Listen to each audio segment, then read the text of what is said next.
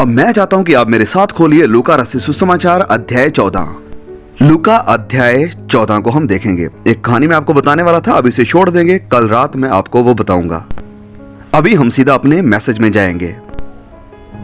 लूका रचित सुसमाचार अध्याय 14 और वचन देखेंगे 16 से। प्रभु यीशु यहाँ पर दृष्टांत दे रहे हैं एक बड़े भोज का। उसने उससे कहा, किसी मनुष्य ने बड़ा भोज किया और बहुतों को बुलाया। अब प्रभु यीशु यहाँ पर एक दृष्टांत बता रहे हैं। प्रभु यीशु ने ऑलरेडी ऐसी कई बातें करी हैं जिसके कारण उसके बुलाने वालों को सर झुकाना पड़ा है। एक दिन प्रभु एक फरीसी के घर में थे और उसने एक इंसान को चंगा किया और वो सबत का दिन था, और जो कि उनकी नजरों में ये करना गलत था। प्रभु यीशु ने कहा कि अगर तुम्हारा गधा खाई में गिर जाए तो क्या तुम उसे नहीं उठाओगे? और उन्होंने कोई जवाब नहीं दिया, क्योंकि वो समझ गए थे कि प्रभु यीशु ने उन्हें पकड़ लिया है। फिर वो एक और दृष्टांत कहानी बताते हैं शादी के बारे में, और इसके बाद वो ये कहानी बताते हैं। लिखा है कि एक मनुष्य ने बहुत बड़ा भोज तैयार किया और बहुतों को बुलाया, और जब भोजन तैयार हो गया तो उसने अपने दास के हाथ आमंत्रित लोगों को कहला भेजा कि आओ, अब भोजन तैयार है। तो एक इनविटेशन पहले भेजा जाता था और दूसरा एक और इनविटेशन भेजा जाता था खाना यानी भोजन तैयार होने के बाद कि अब आ जाओ, और ये थोड़ा पर्सनल इनविटेशन होता था। वो आज हमारी तरह नहीं होता था कि जैसे हम टेबल के ऊपर बैठते हैं खाना सर्व होता है, नहीं। वो लोग भागकर भीड़ में आते थे और देखते थे कि उस जगह पर अपनी सीट लें जहां पर थोड़ा खाना बढ़िया है, या जो बुलाने वाला है उसके पास बैठें जहां बढ़िया वाइन मिले। ये सब कुछ होता था। लेकिन प्रभु यीशु एक भोज के लिए ही आए थे, और यहां पर बैठे हुए वो एक कहानी बता रहे हैं, दृष्टांत बता रहे हैं एक भोज का, एक बड़ी पार्टी का। तो प्रभु यीशु ये दृष्टांत बताते हैं एक आत्मिक सच्चाई को यहाँ पर बताने के लिए कि एक मनुष्य ने खाना तैयार किया और भेजा कि अब आ जाओ, खाना तैयार है। लेकिन वे सब एक एक करके बहाने बनाने लगे। पहले ने उससे कहा कि मैंने खेत मोल लिया है और अवश्य है कि मैं उसे देखूं, मैं तुझसे विनती करता हूं कि मुझे क्षमा कर दे। दूसरे ने कहा, मैंने 5 जोड़े बैल मोल लिए हैं और उन्हें परखने जा रहा हूं, तो तुझसे विनती करता हूं कि मुझे क्षमा कर दे। एक और ने कहा, मैंने विवाह किया है इसलिए मैं नहीं आ सकता। उस दास ने आकर अपने स्वामी को ये बातें क्या सुनाई। तब घर के स्वामी ने क्रोध में आकर अपने दास से कहा कि नगर के बाजारों और गलियों में तुरंत जाकर कंगालों, टुंडों, लंगड़ों और अंधों को यहाँ ले आ। दास ने फिर कहा कि हे स्वामी, जैसे तूने कहा था वैसे ही किया है, फिर भी जगह है। स्वामी ने दास से कहा कि सड़कों पर और बाड़ों की ओर जाकर लोगों को बरबस ले आ, ताकि मेरा घर भर जाए, क्योंकि मैं तुमसे कहता हूं कि उन आमंत्रित लोगों में से कोई मेरे भोज को ना चखेगा, नहीं चखेगा। भोज करते वक्त प्रभु यीशु ये 2 दृष्टांत बताते हैं बहुत ही गंभीर सच्चाइयों को जाहिर करने के लिए, क्योंकि इन लोगों की बड़ी खास जरूरत है जिसके बारे में प्रभु यीशु यहां बात कर रहे हैं। मैंने टीवी देखते वक्त एक दिन टीवी के ऊपर देखा एक नया बॉडी स्कैनर, एक नया वाला डिसीज सेल में जो कि वर्चुअल केमिकल चेंजेस होते हैं, वो उन्हें देख सकता है और उन्हें मॉनिटर कर सकता है। ये एक ऐसी आंख है जो आपको देख सकती है कि आप कैसे बीमार होते हैं। अब परमेश्वर के पास भी एक स्कैनर है। आज रात वो आपको स्कैन कर रहा है, आपके मन को, आपके दिल को, आपकी आत्मा को, आपकी जान को, और वो देख सकता है आपकी आत्मिक जरूरत को। और प्रभु यीशु आज रात कह रहे हैं कि आपकी एक आत्मिक जरूरत है। पूरी दुनिया अपराधी है, हम सब अपराधी हैं परमेश्वर के नियमों को तोड़ने के। संत पौलुस कहते हैं कि हम जानते हैं कि व्यवस्था जो कुछ कहती है उन्हीं से कहती है जो व्यवस्था के अधीन हैं, इसलिए कि हर एक मुंह बंद किया जाए और सारा संसार परमेश्वर के दंड के योग्य ठहरे। कोई भी अदालत के दिन खड़ा होकर परमेश्वर के सामने नहीं कह पाएगा कि प्रभु मैंने नहीं वो किया, क्योंकि उसका स्कैनर हमें स्कैन कर रहा है उसी वक्त से जब से हम अपनी माँ के गर्भ में पैदा हुए हैं। परमेश्वर के कैमरे लगे हुए हैं, तस्वीरें, फिल्में बन रही हैं, ना सिर्फ हमारे कामों की वरन हमारे ख्यालों की भी। इंसान अपने नियमों कानूनों को बदल सकता है, लेकिन परमेश्वर के नियम कभी नहीं बदलते। लेकिन आप शायद कहें कि मैंने तो परमेश्वर के 1 या 2 कानूनों को ही तोड़ा है। अगर आपने एक नियम को एक ही बार तोड़ा तो वचन कहता है कि आपने सभी को तोड़ा है। लिखा है, क्योंकि जो कोई सारी व्यवस्था का पालन करता है परंतु एक ही में चूक जाए तो वो सब बातों में दोषी ठहरा। याकूब अध्याय 2 और उसके वचन 10 में ये लिखा है। फिर वचन कहता है कि लोग मरे हुए हैं, डेड हैं। इफिसियों 2:1 में लिखा है कि जो अपने अपराधों और पापों के कारण मरे हुए थे, हमारी जान, हमारी आत्मा परमेश्वर के सामने ये मरी हुई है। पहला तिमुथियुस 5 में लिखा है कि जबकि हम जिंदा हैं पर हम मरे हुए हैं। शरीर में हम जिंदा हैं, लेकिन जो हमारे आत्मा, जो जान है, वो जो हम असल हैं, वो मरा हुआ है। ये परमेश्वर के सामने मरा हुआ है। हम परमेश्वर के सामने मरे हुए हैं, इसीलिए हम एक दूसरे के प्रति भी मरे हुए हैं। और यही कारण है कि युद्ध होते हैं, घरों में लड़ाई झगड़े होते हैं। यही कारण है कि हम एक दूसरे के साथ नहीं मिल सकते हैं। हम परमेश्वर के प्रति मरे हुए हैं, और जब हम परमेश्वर से अलग हो जाते हैं तो हम एक दूसरे से भी अलग हो जाते हैं। एक बिशप जो कि लूथरन फेडरेशन वर्ल्ड के प्रेसिडेंट है, उन्होंने मुझसे कहा कि जब हम मसीह यीशु के करीब होते हैं तो हम लोगों के भी करीब होना शुरू हो जाते हैं। और ये बात कितनी सच है। जब हम मसीह यीशु के करीब आ जाते हैं तो हम लोगों के करीब ही आ जाते हैं। देखो यहाँ पर कितने अलग अलग तरह के लोग बैठे हुए हैं, अलग अलग भाषा बोलने वाले, अलग अलग जगहों से, देशों से आए हुए लोग। ताइवानियन, मैंड्रियन, वियतनामीज, जापानीज, कोरियन, हाँ, फ्रेंच वाले भी, अलग अलग जगहों से, अलग अलग देशों से, अलग अलग भाषा बोलने वाले लोग यहाँ हैं। हाँ, यहाँ पर बहुत से लोग स्पेनिश भी हैं, और मैं देख सकता हूं कि स्पेनिश लोग सबसे ज्यादा यहां पर हैं। और आप हमारे देश के लिए एक बहुत बड़ा योगदान दे रहे हैं उन सारी चीजों के साथ जो आप यहां पर लेकर आते हैं। अलग अलग जातियों के जो लोग यहां पर हैं, सफेद, काले, हम सब मिलकर एक हैं। हम सब मिलकर एक बड़ा परिवार बना सकते हैं यहां सदर्न कैलिफोर्निया में, अगर हम मसीह यीशु में हैं तो।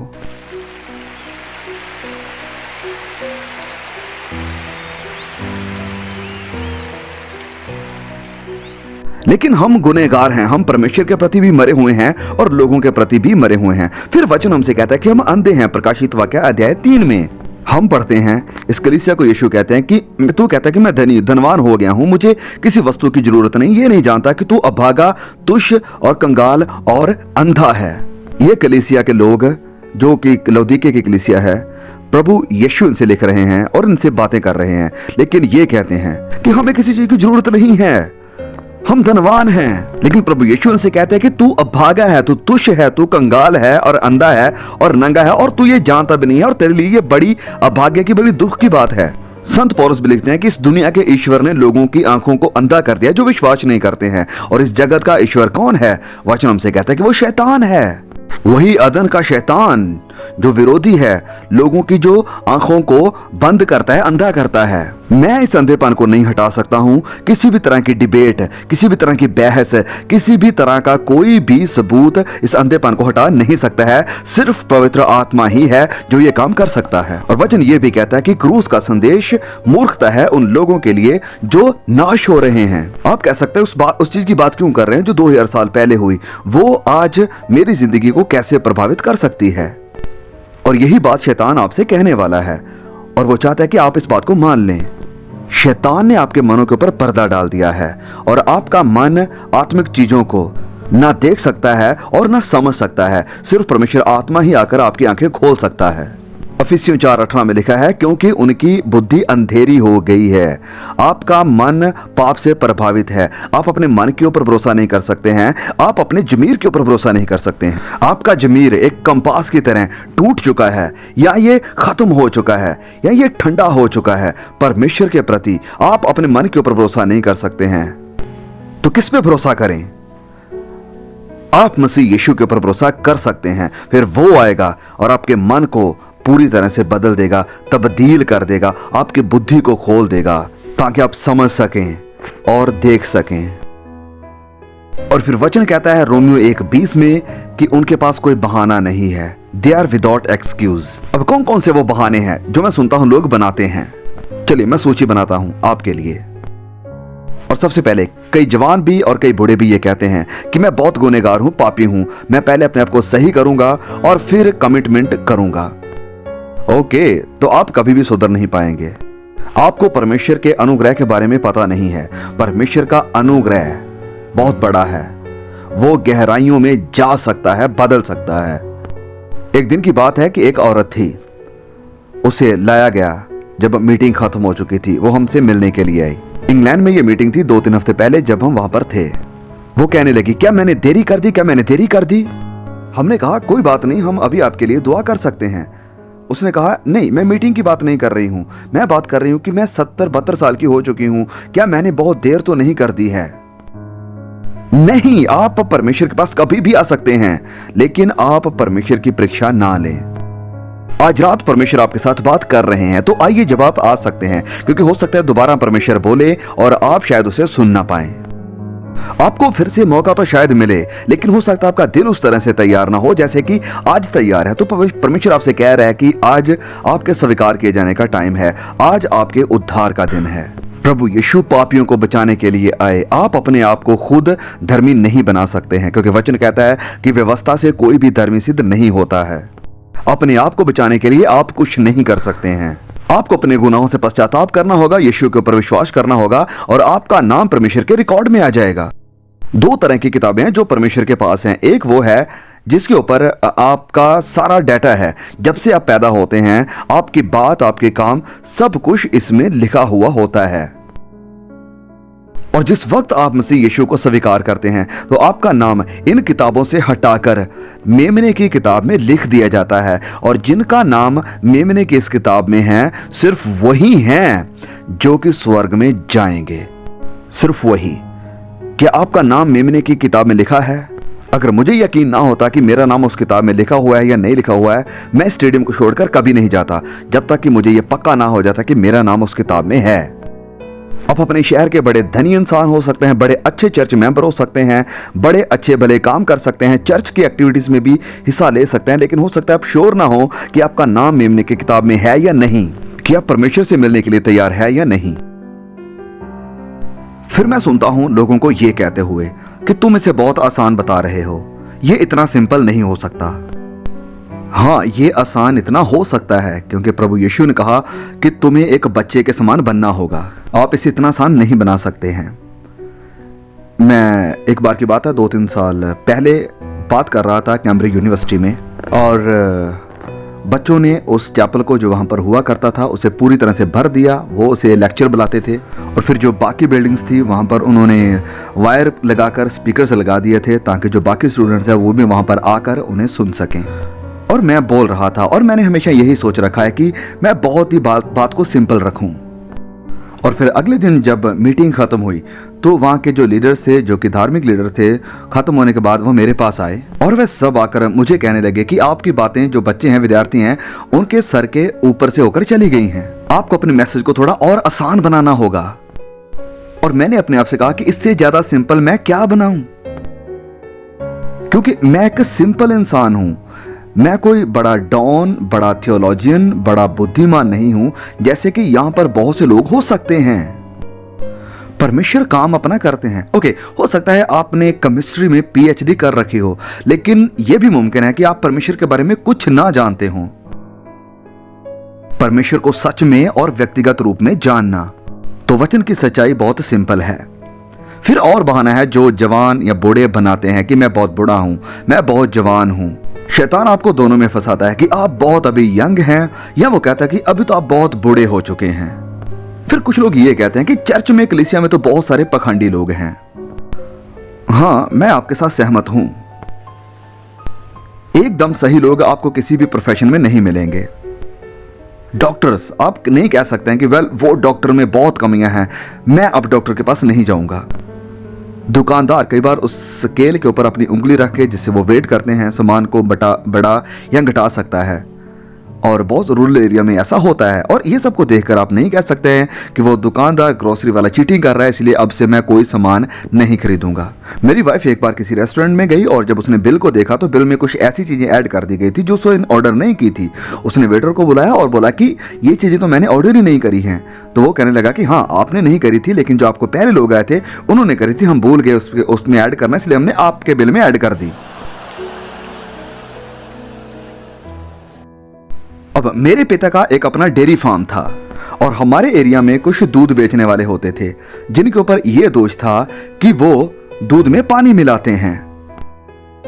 तो क्या इसका मतलब है कि अब हम दूध खरीदना बंद कर देंगे क्योंकि लोग इसमें पानी मिला रहे हैं? परमेश्वर खुद पाखंडियों का सामना करेगा, लेकिन ये आपके लिए कोई बहाना नहीं होना चाहिए।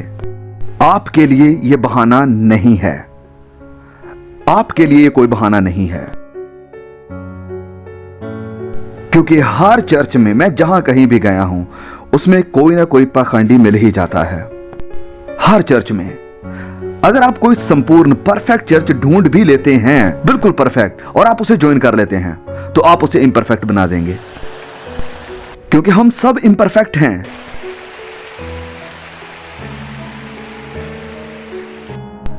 और फिर कुछ लोग वो हैं जो कहते हैं कि ओह वेल, मुझे बहुत कुछ छोड़ना होगा अगर मैं मसीह के पास आता हूं तो।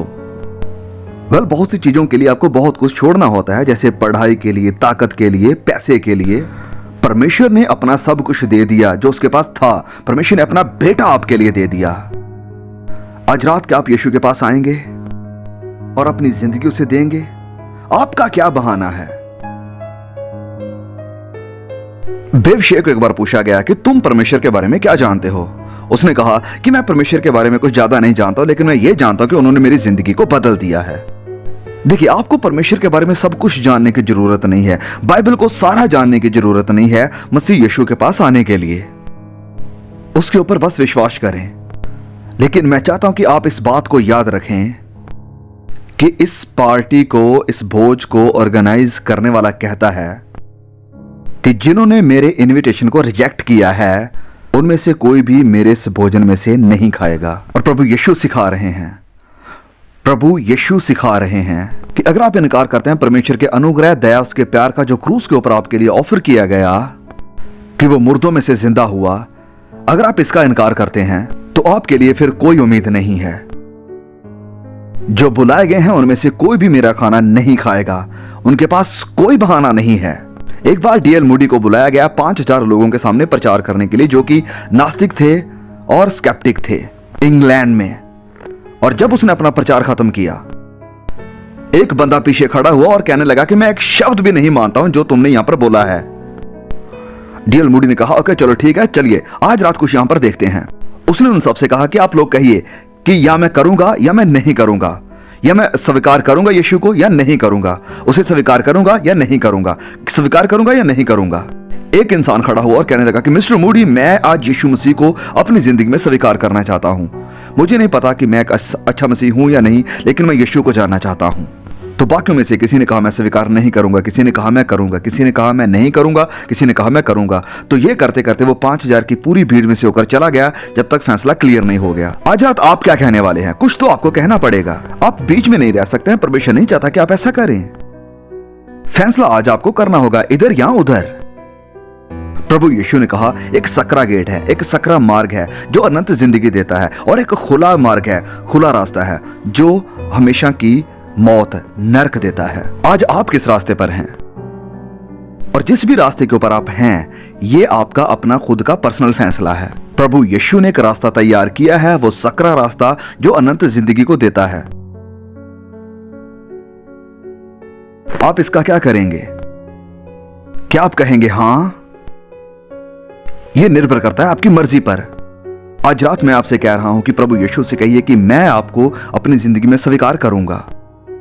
वेल, आपको क्या करना होगा? आपको पश्चाताप करना होगा, यह कहना होगा कि प्रभु मैं गुनहगार हूं, मैं पापी हूं और मैं अपनी जिंदगी को बदलने के लिए तैयार हूं, और मैं चाहता हूं कि आप मेरी जिंदगी में आओ और मुझे बदल दो। और फिर विश्वास के साथ आपको उसे स्वीकार करना होगा, मतलब कि आप अपना भरोसा उसके ऊपर रखते हैं, आप अपने आप को उसके हाथों में दे देते हैं, आप उसके हो जाते हैं सदा के लिए, हमेशा के लिए। आपके लिए कोई और परमेश्वर नहीं, बस केवल वही है। और आज के बाद उसका स्थान आपकी जिंदगी में सबसे पहले होगा। अगर आपका रिश्ता मसीह के साथ सही नहीं है तो आज उसे सही करने का मौका है। मैं आज कहने वाला हूं कि आप वो करें जो हमने हजारों लोगों को करते हुए देखा है। मैं आपसे कहता हूं कि आप सब वहां उठिए और यहां पर आके खड़े हो जाइए और कहिए कि मैं अपना दिल मसीह यीशु के लिए खोलता हूं। आज सारे बहाने, सारे एक्सक्यूजेस मैं साइड करता हूं, परे करता हूं। और आप जो वहां दूर बैठे हुए हैं, आपके भी पास ये बहाना होगा कि मैं बहुत दूर हूं, नीचे नहीं आ सकता हूं, लेकिन इस बहाने को भी आप छोड़िए और नीचे आ जाइए। मैं चाहता हूं कि आप सबके सामने आ जाएं, क्योंकि जिस किसी को भी प्रभु यीशु ने वचन में हम देखते हैं कि बुलाया, उन सभी को सामने बुलाया। प्रभु यीशु ने कहा कि यदि तुम मनुष्यों के सामने मेरा अंगीकार करते हो तो मैं भी पिता के सामने अंगीकार करूंगा तुम्हारा। मैं आप सबसे कहता हूं कि आप यहां पर आ जाइए, सबके सामने आ जाइए, कोई भी स्टेडियम को ना छोड़कर जाए। ये सभा का बहुत ही पवित्र समय आ चुका है। अगर आप वहां पर ऊपर हैं, प्लीज नीचे आ जाइए सब लोग, कोई भी आपको छोड़कर नहीं जाएगा। अगर आप बस में आए हैं, आपके रिलेटिव्स के साथ आए हैं, वो आपका इंतजार करेंगे। मैं आपके साथ बात करूंगा, छोटी प्रार्थना करूंगा और आपको कुछ लिटरेचर देंगे जो आपकी मसीह जिंदगी में मदद करेंगे। हम ज्यादा वक्त नहीं लेंगे और अगर वक्त लगता भी है तो भी आ जाइए। आपके बहुत सारे बहाने हैं बिल्कुल, और बहुत सारे नए बहाने शैतान अभी आपको दे रहा है। आप खड़े हो जाइए और आइए, हम आपका इंतजार करेंगे। हजारों लोग आ रहे हैं, आप भी उनके साथ आइए।